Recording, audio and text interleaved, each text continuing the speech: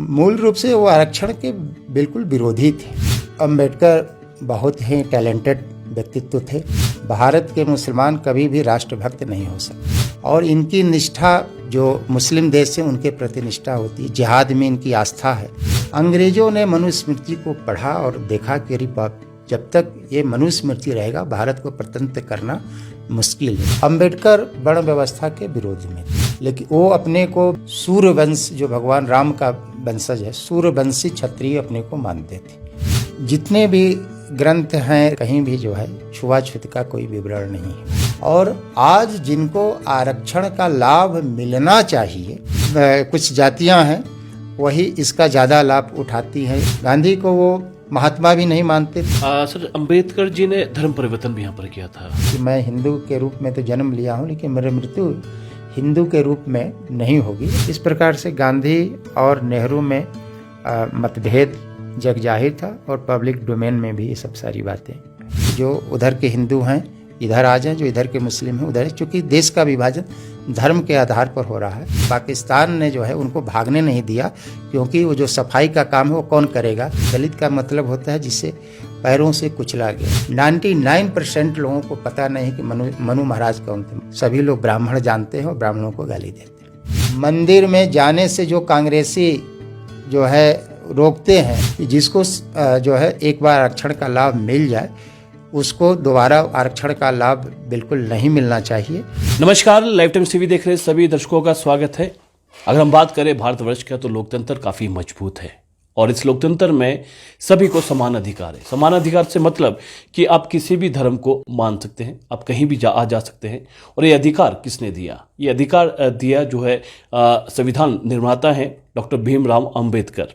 आज उनके बारे में, उनकी जीवन शैली के बारे में हम जानेंगे। तो हमारे साथ प्रोफेसर विवेकानंद तिवारी जी हमारे साथ मौजूद हैं।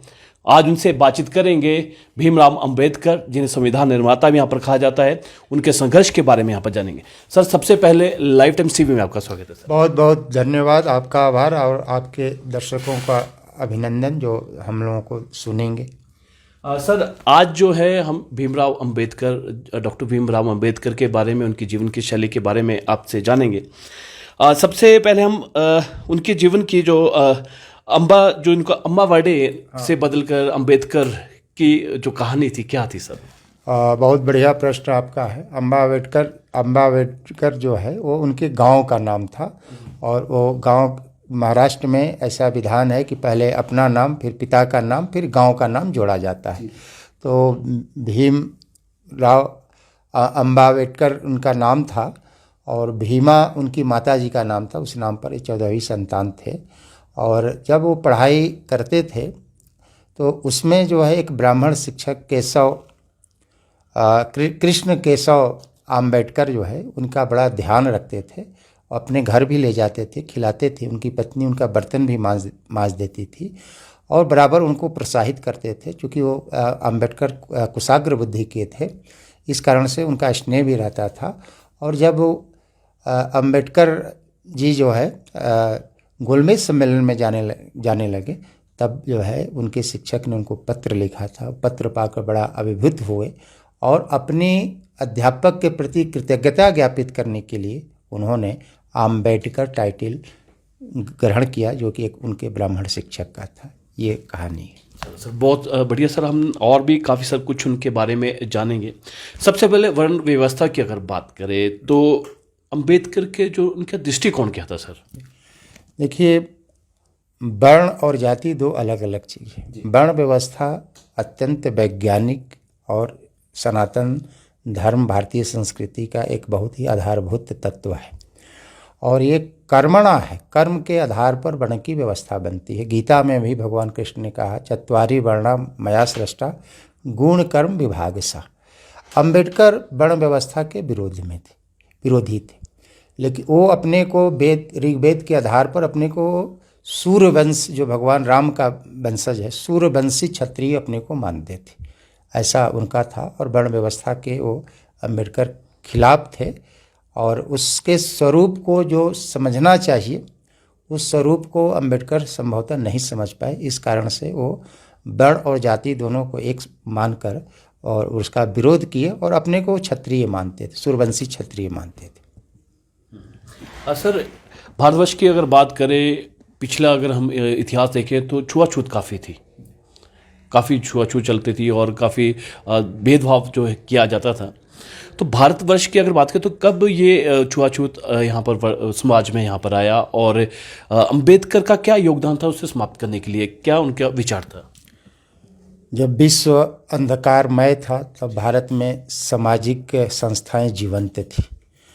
यहाँ पेड़ को भी, वृक्ष को भी पानी दिया जाता है, पत्थर को भी पानी दिया जाता है, चींटी को भी जो है ग्रास निकाला जाता है।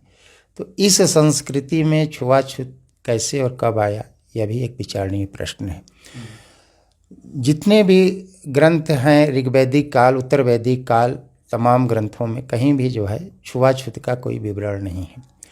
जितने भी विदेशी यात्री आए हैं, आप चाहे फाहियान आया हो गुप्त काल में, या हर्षवर्धन आया, हर्षवर्धन के काल में जो चीनी यात्री आए हों, किसी ने भी जो है छुआछूत का जो है उल्लेख नहीं किया है।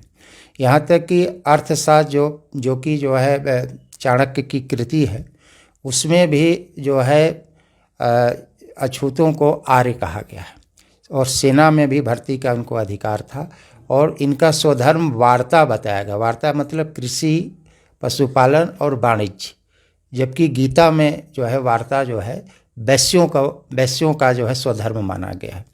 इस प्रकार से हम देखते हैं कि कहीं भी जो है छुआछूत का विवरण हमारे साहित्य में या विदेशी यात्रियों के विवरण में प्राप्त नहीं होता। मुगल काल में यह थोड़े दिखाई पड़ता है, और अंग्रेज़ों ने जो है जब आए, वो शासक थे, तो भारतीय समाज को अस्त व्यस्त करने के लिए हिंदू, मुस्लिम, दलित, ब्राह्मण, आर्य, अनार्य, द्रविड़ आदि में बांटने का जो है प्रयास किए, और यहीं से जो है छुआछूत की चीज़ों को देखा जाता है। उसके पहले आप देखेंगे कि बहुत से भक्ति आंदोलन चला, जिसमें जो है जो थोड़े मोड़े जो समाज की कुरीतियाँ थी वो सारा जो है वो समाहित हो गई, और कहा गया कि जाति पाति पूछे न कोई, हरि को भजे सो हरि को होई। ऐसे अनेक ऐसे संत हुए जो कि जिसको दलित कहा जाता है। दलित शब्द भी एक जो है अंग्रेज़ों की चाल थी। दलित का मतलब होता है जिसे पैरों से कुचला गया, मतलब कि उनका ध्येय ही यही था कि किसी भी तरह से समाज में जो है भारतीय समाज में विच्छेद पैदा किया जाए। इसके लिए शब्द जो है अंत्यज शब्द है, जो दलित कहा जाता है उनके लिए हमारे यहाँ जो शब्द है अंत्यज है, माने छोटा भाई। वेद में भी उल्लेख है, अंत्यज का उल्लेख है, कहीं भी दलित शब्द। ये अंग्रेज़ों का एक सोची समझी रणनीति के तहत हुआ। अम्बेडकर ने जो है आज़ादी से भी ज़्यादा महत्वपूर्ण अपने समाज के उत्थान और छुआछूत के जो है समाप्ति को माना, और अपनी संपूर्ण ऊर्जा जो है इसके समाप्ति में जो है लगाया। इस प्रकार हम देखते हैं कि ये मुस्लिम काल और विशेषकर अंग्रेज़ों के समय में सामाजिक ताना बाना को छिन-भिन करने के लिए ये जो है चीज़ों को समाज में पनपाया गया, और अम्बेडकर ने अपनी पूरी ऊर्जा इसकी समाप्ति में लगाया। अच्छा सर, एक चीज़ जानना चाहेंगे कि अगर मुसलमान की तरह से हम बात करें तो उनको लेकर क्या विचार थे अम्बेडकर जी के, क्या सोचते थे?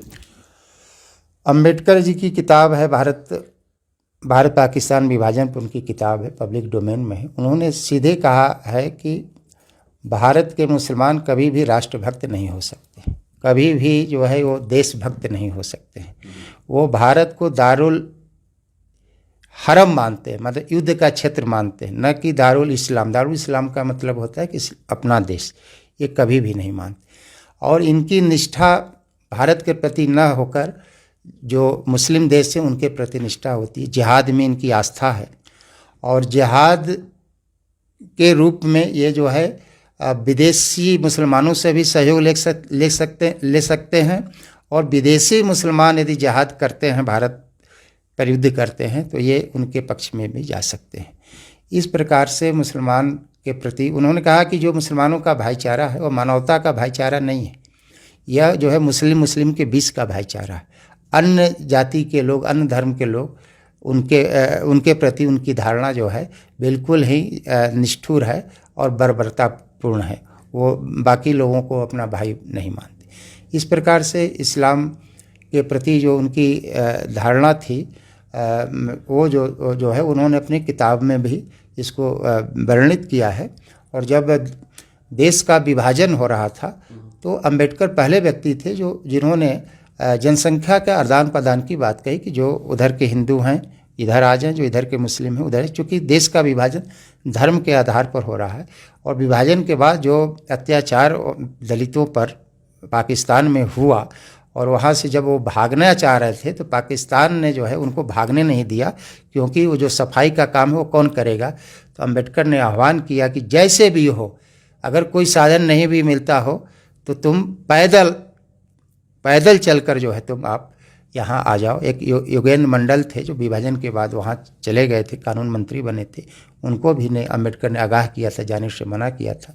उसके बाद उनका योगेंद्र मंडल का क्या हर्ष हुआ, फिर उनको भागना पड़ा और बंगाल में गुमनामी के वो में मर गए। इस प्रकार से इस्लाम के प्रति जो भी उनकी धारणा है वो उन्होंने अपनी किताब में वर्णित किया है और पब्लिक डोमेन में भी जिसको देखा जा सकता है। चलिए, ये तो आपने बात की सर। मनुस्मृति की अगर बात करें, घटना वो भी है कि मनुस्मृति को जला गया, उसके क्या घटना थी सर? वो देखिए, मनुस्मृति वैदिक संविधान है, विश्व की सबसे प्रमाणिक अगर संविधान कहा जाए तो वो मनुस्मृति है। केवल एकमात्र मनुस्मृति ही ऐसी स्मृति है जिसका वर्णन वेद में है, बाकी किसी स्मृति का वर्णन नहीं है। उपनिषदों में मनु के वचन को औषधि कहा गया है कि जो उनके वचन है औषधि माने दवा है, उसको पढ़ने से जो करने से। और मनुष्य को अगर मनुष्य बनना है तो निश्चित रूप से एक बार मनुस्मृति पढ़ना चाहिए। राम राज्य की स्थापना या चंद्रगुप्त विक्रमादित्य ने जो शासन किया वो सारे के सारे जो चीज़ें हैं वो मनुस्मृति पर आधारित है। आज भी हम राम राज्य की परिकल्पना करते हैं। अनेक अलग अलग युगों में अलग अलग स्मृतियों का महत्व है। सतयुग में जो है मनुस्मृति का महत्व था, कलयुग के लिए पराशर स्मृति का महत्व है। जिस मनुस्मृति में कहा गया है कि यत नारयन्तु पूजन्ते रमन्ते तत्र देवता, जहाँ स्त्रियों की पूजा होती है वहाँ देवता वास करते। अंग्रेजों ने मनुस्मृति को पढ़ा और देखा कि अरे बाप, जब तक ये मनुस्मृति रहेगा भारत को स्वतंत्र करना मुश्किल है। इसलिए उसमें कई पंडितों को, कई विदेशी जो संस्कृत के कुछ जानकार थे मिलाकर मनुस्मृति में बहुत सी छेपक श्लोकों को डाल दिया गया, जिससे कि समाज में और विशेषकर सनातन धर्म के मानने वालों के बीच में जो है विभेद पैदा हो, घृणा का जो है वो चीज़ें उसमें आवे।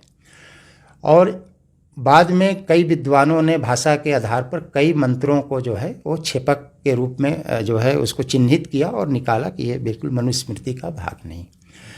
मनुस्मृति का अध्ययन जो है, जो अंग्रेजी भाषांतर किया गया था, उसका जो है अध्ययन जो है मनुस्मृति का जो है अंबेडकर ने किया।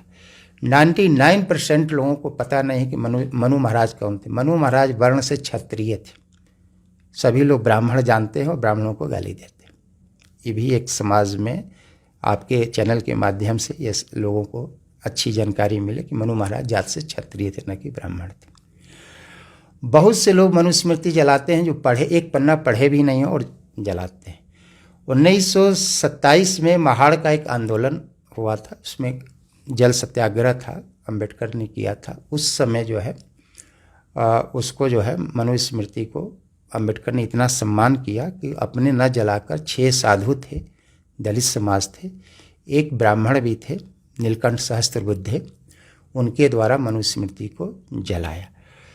तो अगर वो संस्कृत का मूल अंबेडकर जी पढ़े होते और छेपक को समझते और बाकी चीज़ों को सोचते तो संभवतः वो मनुस्मृति को नहीं जलाते। तो मनुस्मृति में जो छेपक चीज़ों को जोड़ दिया गया जिससे कि लोगों में विभेद हो, घृणा पैदा हो, कि कोई वेद का मंत्र शूद्र जो है सुनता है तो उसे कान में ये सब छेपक मंत्र है, मनुस्मृति का मूल बिल्कुल नहीं है। तो इस प्रकार से मनुस्मृति के आधार पर ही राम राज्य की कल्पना की गई और राम राज्य हुआ। जितने भी शासन हुए, चाहे वो शिवाजी का शासन हो, चंद्रगुप्त मौर्य का हो, विक्रमादित्य का हो, हर्षवर्धन का हो, जितने भी हमारे भारत में जो अच्छे शासक हुए हैं वो मनुस्मृति के आधार पर ही शासित किए हैं और समाज सुखमय रहा है और समाज में कोई भी भेद नहीं रहा है, कोई जो है जात पात की भाव रही नहीं है। इस प्रकार से जो छिपक चीज़ें थे उसको पढ़ने के बाद मनुस्मृति के प्रति जो है धारणा अंबेडकर की बदली और उन्होंने ऐसे जो है दहन 1927 में उन्होंने किया था। सर, आरक्षण की अगर बात करें तो आरक्षण एक काफ़ी बड़ा मुद्दा है आज के समय में भी, और कुछ लोग आरक्षण का आज भी विरोध करते हैं। धरना प्रदर्शन आपने भी देखे होंगे। और अगर हम बात करें डॉक्टर भीमराव अम्बेडकर का क्या विचार था आरक्षण को लेकर सर? देखिए, अम्बेडकर बहुत ही टैलेंटेड व्यक्तित्व थे और उस समय भारत के सबसे पढ़े लिखे व्यक्ति थे। वो जो है कई भाषाओं के जानकार थे, कई विषयों में उनकी स्वयं की पीएचडी थी। वो मूल रूप से वो आरक्षण के बिल्कुल विरोधी थे। उनका मानना था कि इससे समाज हमारा कभी खड़ा नहीं हो पाएगा, बैसाखी के आधार पर समाज कब तक खड़ा रहेगा। फिर भी जो शैक्षणिक और ये सब पिछड़ापन था तो समाज जो है शैक्षणिक आर्थिक रूप से मुख्य धारा में आवे, इसके लिए उन्होंने आरक्षण की वकालत किया और 10 साल के लिए ही शुरुआत में ये व्यवस्था थी। बाद में यह जो बढ़ते गया और आज जिनको आरक्षण का लाभ मिलना चाहिए उनका शैक्षणिक और आर्थिक स्थिति इतनी दयनीय है कि वो मुख्य धारा में जो आरक्षण का लाभ ले रहे हैं वहाँ वो समानांतर खड़े ही नहीं हो पाएंगे। आज कुछ परिवार और कुछ जाति विशेष उसमें भी जो चीज़ें हैं वो जो है वही केवल पीढ़ी दर पीढ़ी आरक्षण का लाभ लेते जा रहे हैं और वो खुद जो है समझ लीजिए कि सरकारी ब्राह्मण हो गए। जिनको आरक्षण का लाभ मिल जाता है, जिनका थोड़ा सामाजिक और आर्थिक स्टेटस बढ़ जाता है, वो अपने समाज से स्वयं कट जाते हैं और जो स्वर्ण फॉरवर्ड क्लास जिसको बोलते हैं उनके बीच में वो अपने को उठना बैठना बुलाना जाना वो अपना गौरव का विषय मानते हैं, वो स्वयं कट जाते हैं।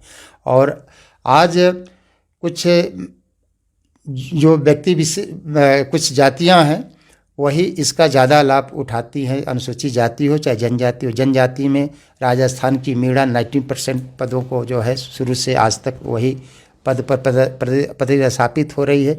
जो जनजाति के लोग हैं मैं तो IIT खड़गपुर में काम किया, वहाँ कई पद आते थे और वो पद जो है वो योग्य अभ्यर्थी के अभाव में भरे नहीं जाते थे। तो मेरा जो अपना मानना है, चूँकि अम्बेडकर चेयर पर हूँ, मैं अम्बेडकर का अध्ययन करता हूँ, कि जिसको जो है एक बार आरक्षण का लाभ मिल जाए उसको दोबारा आरक्षण का लाभ बिल्कुल नहीं मिलना चाहिए और उसी समाज में जिसको अभी तक नहीं मिला है उसको मिलना चाहिए। और उसका शैक्षणिक और आर्थिक विकास कैसे हो, यह सरकार, चाहे वो केंद्र की सरकार हो या राज्य की सरकार हो, दोनों का दायित्व बनता है कि उनका शैक्षणिक और आर्थिक जो है स्थिति ऊपर उठाएं। सर, एक और बात करते हैं कि कांग्रेस की अगर सामाजिक समरसत्ता की अगर बात करें तो उनका क्या योगदान रहा है उसमें अम्बेडकर जी का?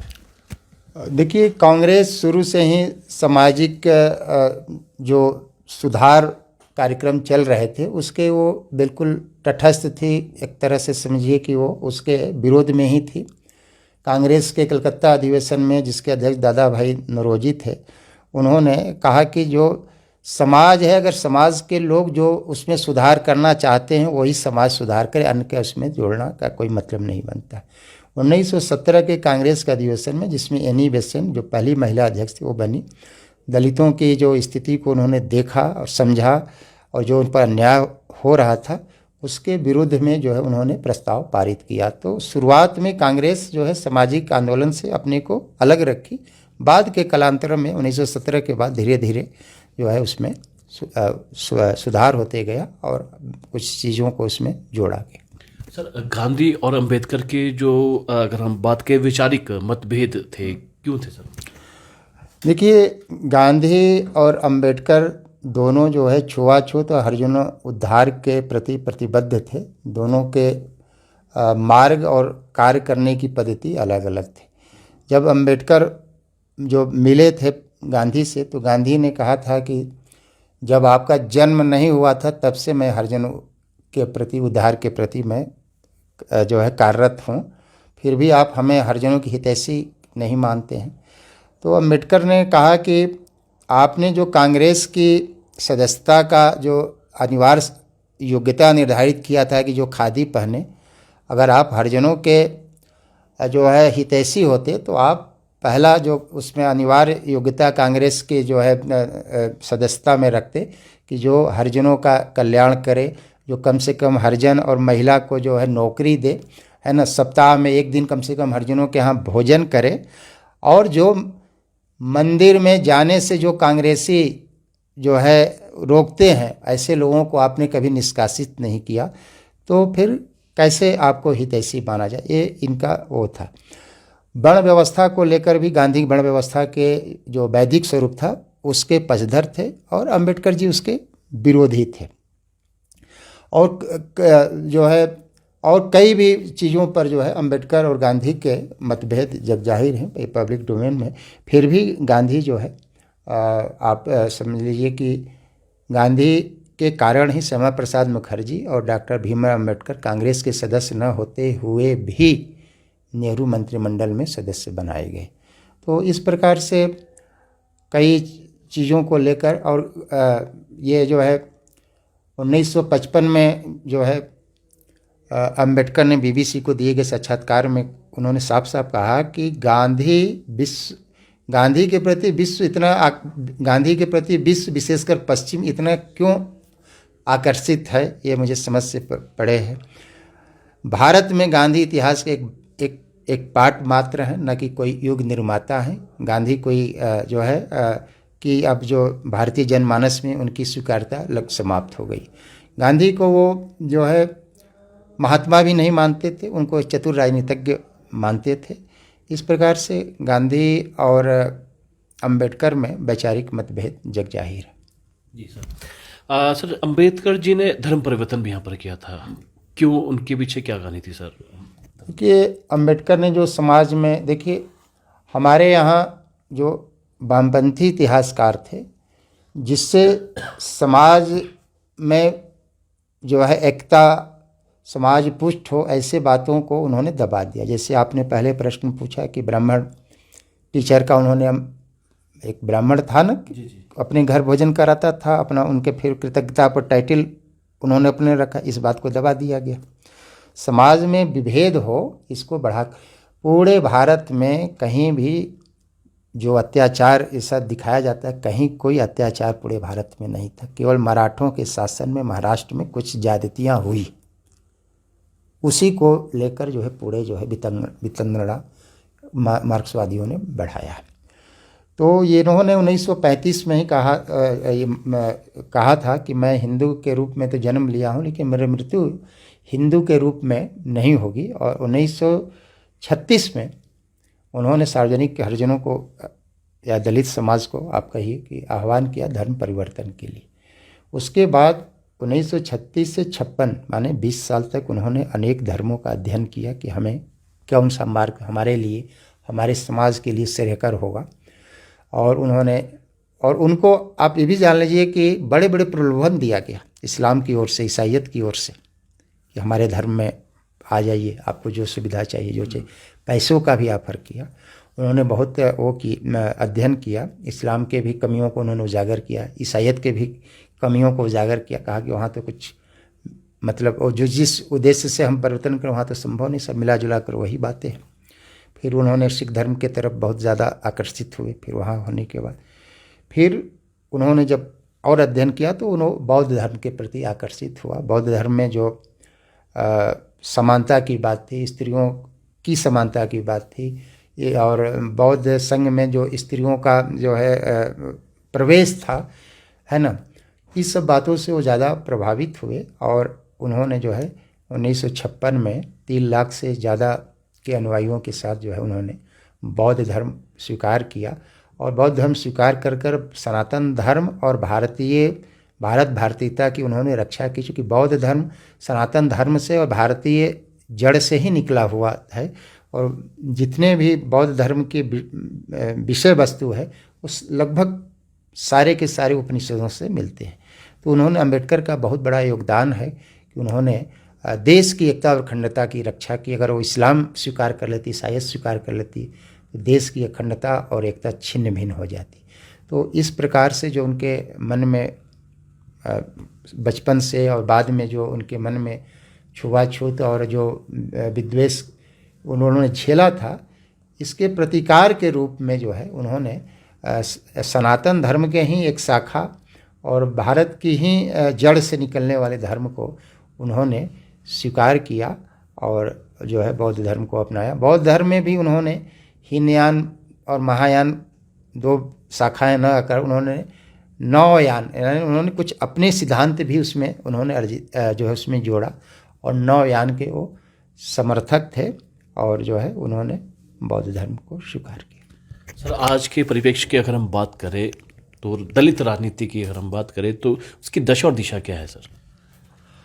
आज जो दलित राजनीति जो चल रही है, अंबेडकर के नाम पर पूरे देश में सैकड़ों पार्टियां बनी, कई लोग उसमें आए और मिला जुला कर जो अंबेडकर की जो अंबेडकर के जो तथ्य थे और जो चाहते थे कि राजनीति में अगर हम जा रहे हैं, राजनीति पार्टी बना रहे हैं, तो हमारा उद्देश्य दशा दिशा क्या होना चाहिए, उससे आज का दलित राजनीति बिल्कुल भटक गया है। और ये अंबेडकर के नाम पर पैसे, पद और शक्ति प्राप्त करने का एक जो है जरिया बन गया है। चाहे आप कहीं भी देख लीजिए, हमारे उत्तर प्रदेश में देख लीजिए या महाराष्ट्र में देख लीजिए, दलित राजनीति में केवल और केवल कुछ लोग जो है उसका लाभ उठा रहे हैं और पद प्रतिष्ठा और जो है मंत्री पद पाने के लिए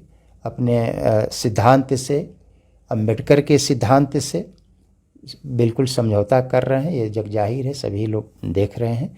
इस प्रकार से आज का जो दलित राजनीति है अपने मूल उद्देश्य से भटक चुका है।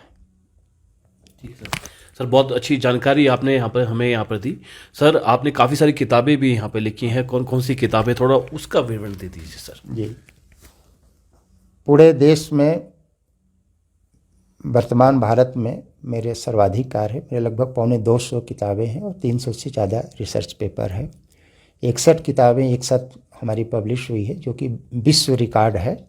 और कुंभ पर भी 7 किताबें पब्लिश हुई थी, जो कि विश्व में कुंभ पर सर्वाधिक कार्य है। अंबेडकर जी पर भी मैंने काफ़ी काम किया है। गांधी अंबेडकर मेरा वर्तमान भारत में सर्वाधिक चर्चित और सर्वाधिक संस्करण वाली किताब है। वर्ण जाति व्यवस्था तथा अंबेडकर हमारी दूसरी किताब है। और सामाजिक समरसता में संतों की भूमिका पर भी हमारी किताब है। और लगभग 30-35 हमारे शोध पत्र हैं अलग अलग अंबेडकर के विषयों को लेकर, उनके आर्थिक, सामाजिक, राजनीतिक, शैक्षणिक सारे चीज़ों को लेकर हमारे शोध पत्र भी हैं।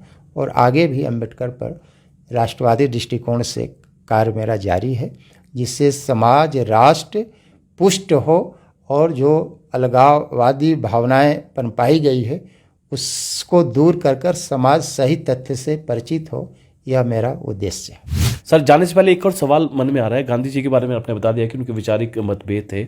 नेहरू जी का भी क्या किस्सा है सर, वो भी एक थोड़ा बताइए हमारे दर्शकों को। नेहरू और गांधी में, नेहरू और अंबेडकर में, गांधी और अंबेडकर से भी ज़्यादा मतभेद थे।